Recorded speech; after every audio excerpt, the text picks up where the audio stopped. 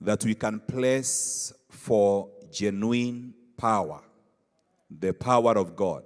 Praise the name of the living God.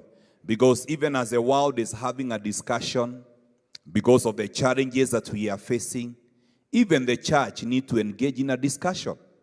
When scientists are engaging themselves in a discussion, even us, we need to engage ourselves in a discussion. Because heavens is not quiet about what is happening. There is a solution for the calamity that the nations of the world are facing. Praise the name of the living God. Hallelujah. Now this power, the good thing with this power, it's available. It is a promise in the word of God. Praise the name of the living God. It is the will of God. You know, one of the characteristics of God, who is our God, who is the God of the church, one of his characteristics is power. Tabia moja ya Mungu. Mungu akiingia mahali, utajua tu. Jina Bwana lipewe sifa. Utajua tu. Jana kuna mahali tulikuwa tunaomba jioni, nikaanza kusikia ku. Praise the name of the living God. Kwa sababu Mungu akiingia mahali, footsteps zake ni power. Unasikia mambo yanafanyika. Sasa na huyu ndiye Mungu wetu. Tunasema sisi ni wana wake. Psalm 62 verse 11. Psalm 62 verse 11, the Bible says, one thing God has spoken, two things have I heard, that, O God, that you, O God, are strong. Give us another version, New King James, New Living Translation. The Bible says, God has spoken plainly, and I have heard it many times. Power, O God, belongs to, praise the name of the living God. That God has spoken once. Twice have I heard this. That power belongs to God. Jina Bwana ipewe sifa. God has spoken. Twice I have heard. Because at the testimony of 2 or 3, a matter will be established.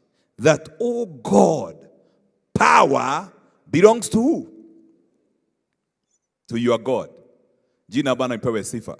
Psalm 66 and verse 3. Psalm 66 and verse 3, we can read very quickly. Say to God, how awesome are your works.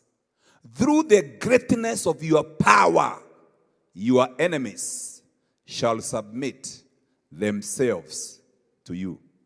The enemies of God submit themselves to God. Because of what? Because of his power.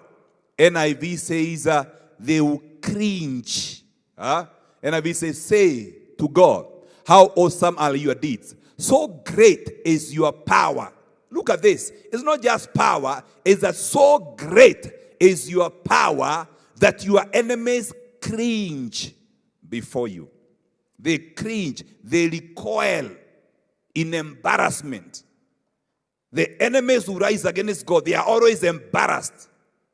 Because God is so powerful that they cannot withstand his power.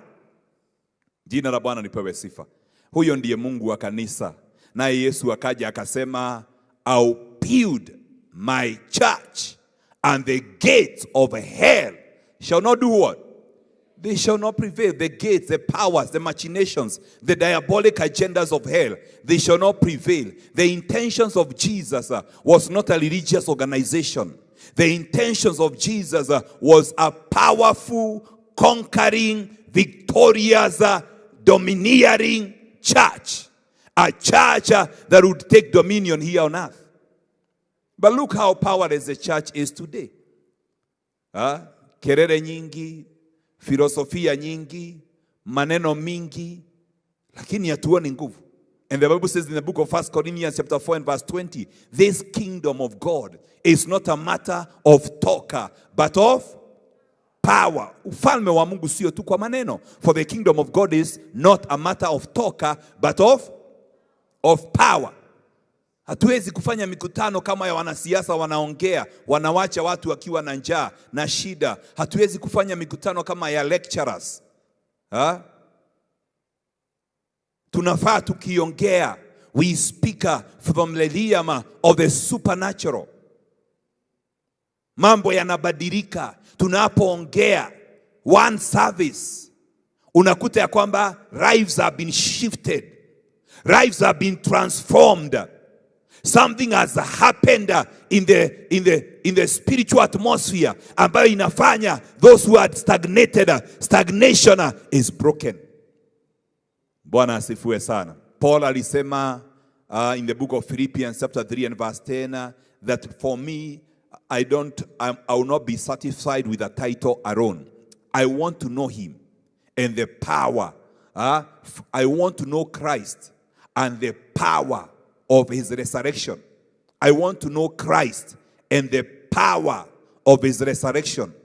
Don't be satisfied by a position. Don't be satisfied with a title, because titles may not solve problems. Praise the name of the living God. But the power of God, the Bible says in the book of Acts chapter 10 and verse 38, how God anointed Jesus with the Holy Ghost and power. How God anointed Jesus of Nazareth with the Holy Spirit and what? And power. Don't be satisfied with speaking in tongues. Go for power. And how he went around doing good and healing all who are under the power of the devil, because God was with him. You can't be a blessing when you are powerless. The reason Jesus went everywhere doing good, it is because he carried the power. So that when he found those who are oppressed by the power of the devil, he could set them free. And Jesus finally told his disciples in Luke chapter 24 and verse 49 that don't leave the city when you are powerless. I'm going to send you what my Father has promised. But stay in the city until you have been clothed with power from on high. So the will of God for the church was a church to walk with his power. Because one of the greatest characteristics of our God is his power. May you receive that power in this season, in the mighty name of Jesus. Let me say two things that are very important. Number one, this power and the glories that are in Christ were promised in the last days. So there is something that God desires to do in these last days. In the book of Micah, chapter 4 and verse 1, there are quite a number of prophecies we can read in the Bible. But the Bible says, in the last days, the mountain of the Lord's temple will be established as chief among the mountains. It will be raised above the hills, and peoples will stream to it. To do what? Verse 2. Many nations will come and say, come, let us go to the mountain of the Lord, to the house of the God of Jacob. He will teach us his ways, so that we may walk in his paths. The Lord will go out from Zion, the word of the Lord from Jerusalem. Praise the name of the living God. So we see there is a lifting that has been promised to the church in the last days. And this is repeated if you read in the book of Isaiah chapter 2 and verse 2. So many scriptures talking about this lifting in the last days. The same words, the mountain of the Lord's temple will be established as a chief among the nations. It will be raised above hills, and all nations will stream to it. When you go to Haggai chapter 2 and verse 7, you see Haggai saw that there will be a shake-up and all nations will be shaken. Haggai chapter 2 and verse 7.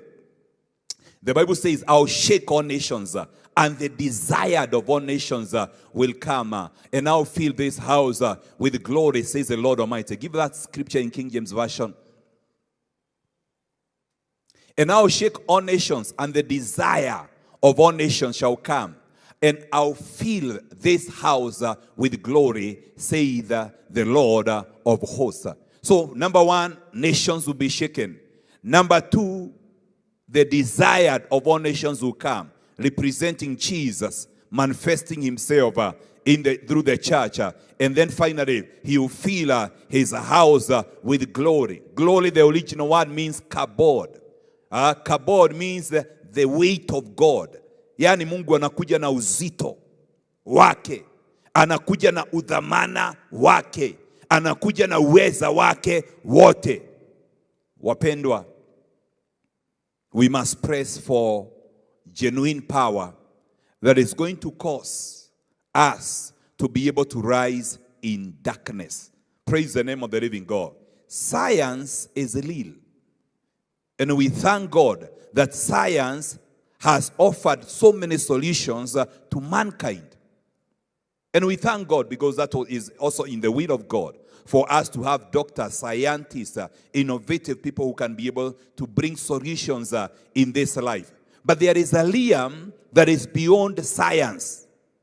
There is a realm that is beyond science. Science kuna mahali inaweza kufika.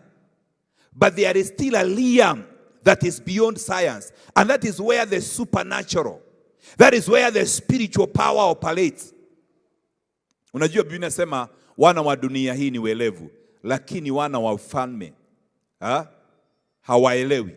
Wana wa dunia hii wakitaka utajiri na cheo na mambo mengine, kwanza wanatafuta nguvu. Hata kama ni mizimu ama majini ama hirisi watabeba. Kile kinafanya watafute hizo vitu ni kwa sababu wanajua kufaulu biashara, kupata cheo, kuwa mwanasiasa tajika ambaye anafuatwa na watu, kuna nguvu ambazo unahitaji. Lakini wana wa ufalme hawaelewi ya kwamba they also need to go for power, and the power of God is the original power. Praise the name of the living God. Hauwezi kuniambia ati shetani yako na nguvu, alafu uniambie Mungu hana nguvu. Kwani shetani alitoa nguvu zake wapi? Alipewa na Mungu. Na kwa hivyo ni kumaanisha zile nguvu original, zile nguvu genuine power, the original power. The power of the devil is defiled. Praise the name of the living God. Genuine power belongs to God. The power that maketh you rich and addeth no sorrow. The power of the enemy is defiled. Hata akikupatia utajiri, utafuatwa na shida baadaye. Lakini Mungu akupatia nguvu, the power that brings results, uwe na matokeo in your career, in your business, in your calling. Hizo nguvu Mungu akikubariki hazitaongeza majuto. Ningetaka tusome pia katika kitabu cha, if you read Mark chapter 5 from verse 25. You see, we know this story, but I want to show you that there is a realm beyond science.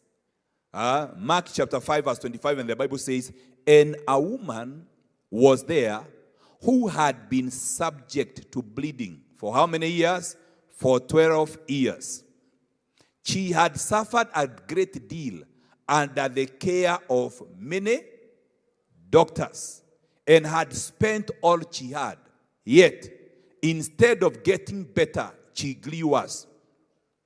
When she heard about Jesus, she came up behind him and the crowd and touched his cloak. Because she thought, if I just touch his clothes, I'll be healed. Immediately her bleeding stopped, and she felt in her body that she was freed from her suffering.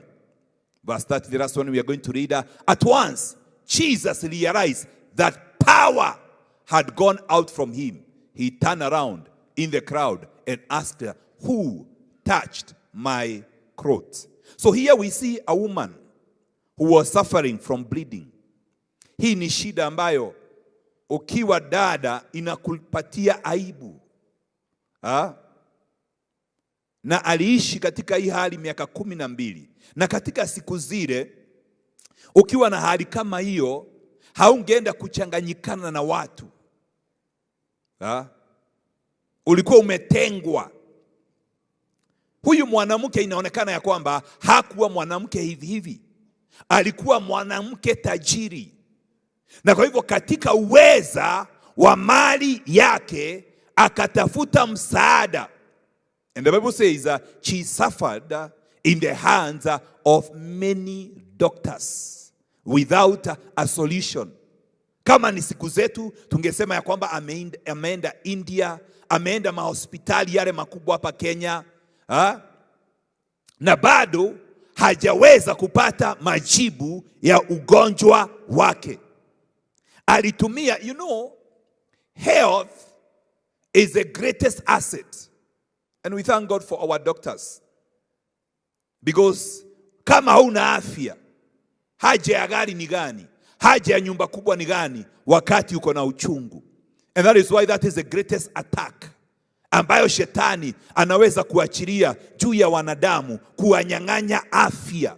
Wakati mwili wako hauna afya, hauna amani, hauna ladha ya chakula. Kitanda kikiwa kizuri, hauwezi kulala, mwili wote unawaka. Sasa huyu mama akatumia pesa zake zote zikakwisha. Sasa akasema mimi kuisha pia, kwa sababu mali yote niliyokuwa nayo haijaweza kunisaidia. Lakini akasikia habari za Yesu. That is why the Bible says the mountain, people will flow. You don't flow upwards, you flow downwards. But there is pressure that will come in the earth that will cause people to flow moving upwards because of the pressure. Wamesukumwa na mambo ambayo yanafanya wakimbilie nyumba ya Bwana. Sasa huyu mwanamke akasikia habari za Yesu. Bwana asifiwe sana. Unajua tuko na njia nyingi sana za kujaribu kuadvertise na kujaza makanisa yetu. Lakini mahali kuna solution. Watu walienda Loliondo bila advertisement. Praise the name of the living God. Hakuna hoteli ya 5 star. Lakini watu walikuwa naanguka kule na ndege. Kwa sababu watu wanatafuta mahali kuna solution. Huyu mwanamke akasikia Yesu wa Nazareti ako na majibu. Huyo anabeba nguvu. Huyo hata mapepo yakimuona yanaanza kupiga sauti. Wazimu wakimuona, mapepo inaanza kusema usitutese. Huyo alifufua hata mtoto aliyekufa. Huyo alifufua hata Lazarus ambaye alikuwa amekufa. Huyo siye mchezo. Mwanamke akasema hata kama sikubaliwi kuchanganyikana na watu, sitakufa hapa nikiona. Akachuchumilia, akaenda akaguza vazi la Yesu.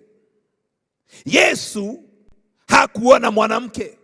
Hata wakati alisema kuna mtu ameniguza, akina Petero walikuwa nasema umezungukwa hapa na watu, kila moja anakuguza. Lakini Yesu akasema na maanisha ya kwamba kuna moja ameniguza kwa imani na nimesikia nguvu zimenitoka.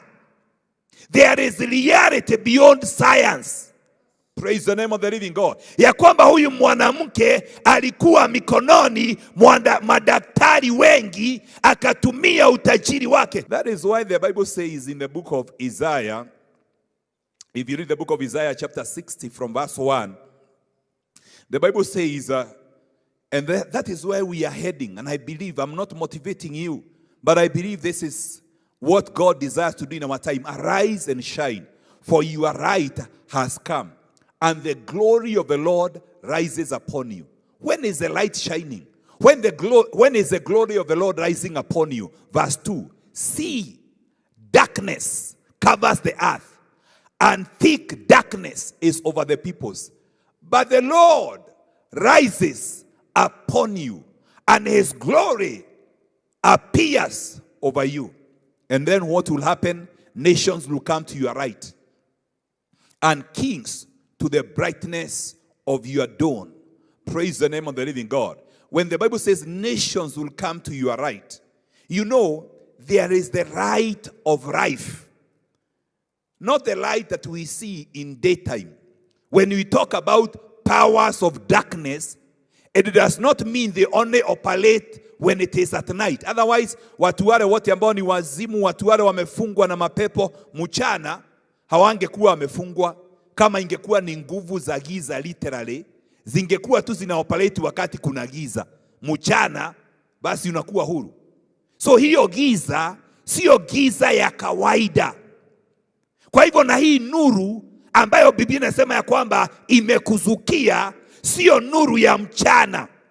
Praise the name of the living God. Ni nuru ibebayo uhai wa Mungu.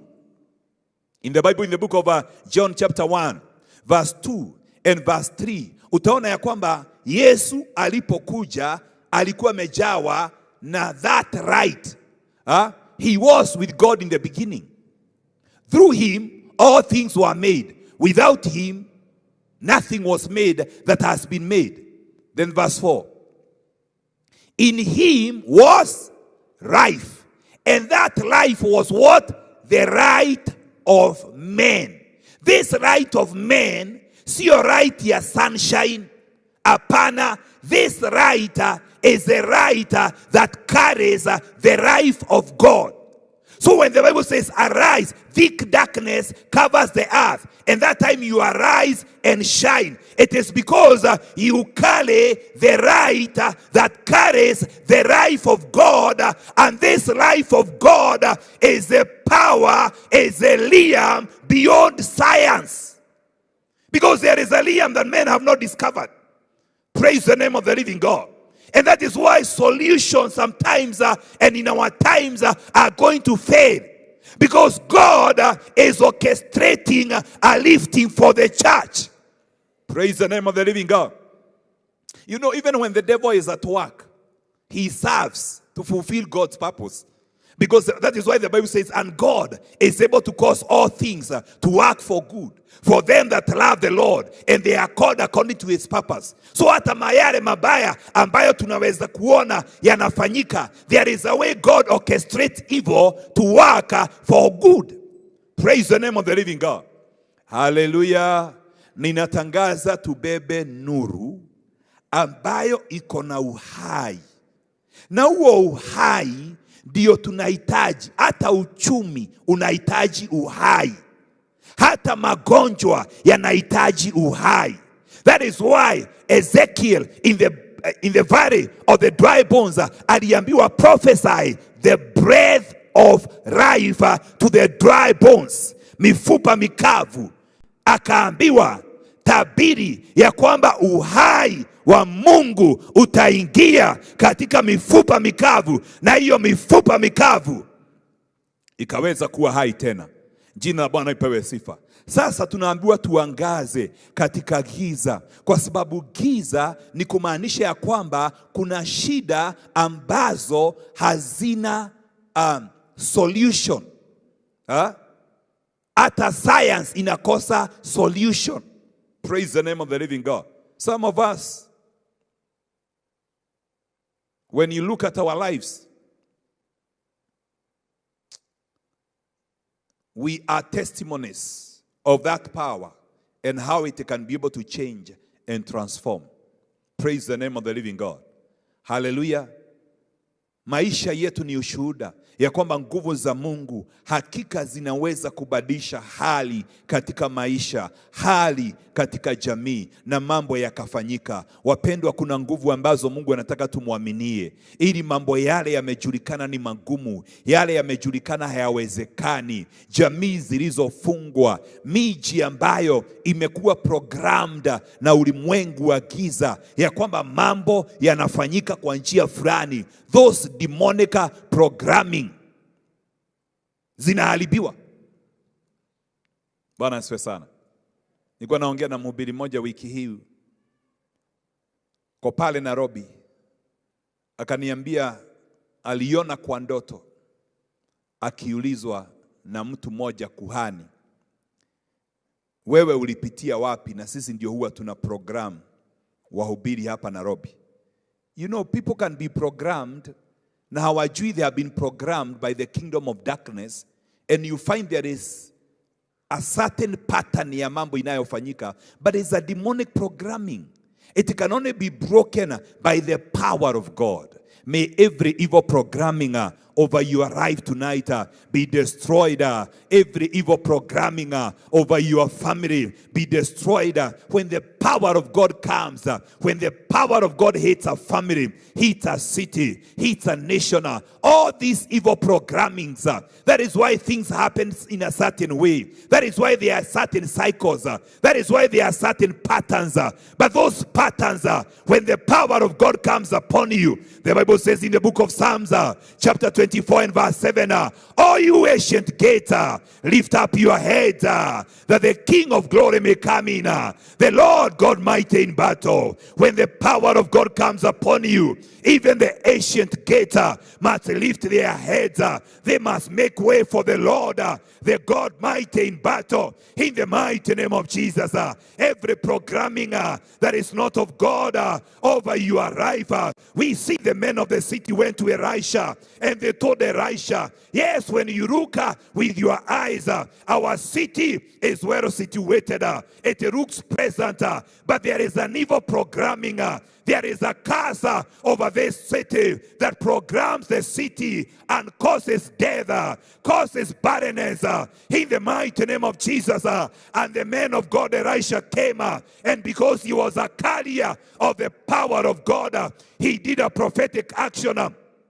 And he destroyed the evil programming of the curse that was released upon the city, and the city was set free. People became productive. The land became productive because there is a realm beyond science. This is a realm where the supernatural operator. In the mighty name of Jesus, things that you cannot explain. In the mighty name of Jesus, through science, they happen in this realm. It is a realm of the power of God, because God is so powerful that even his enemies submit to him.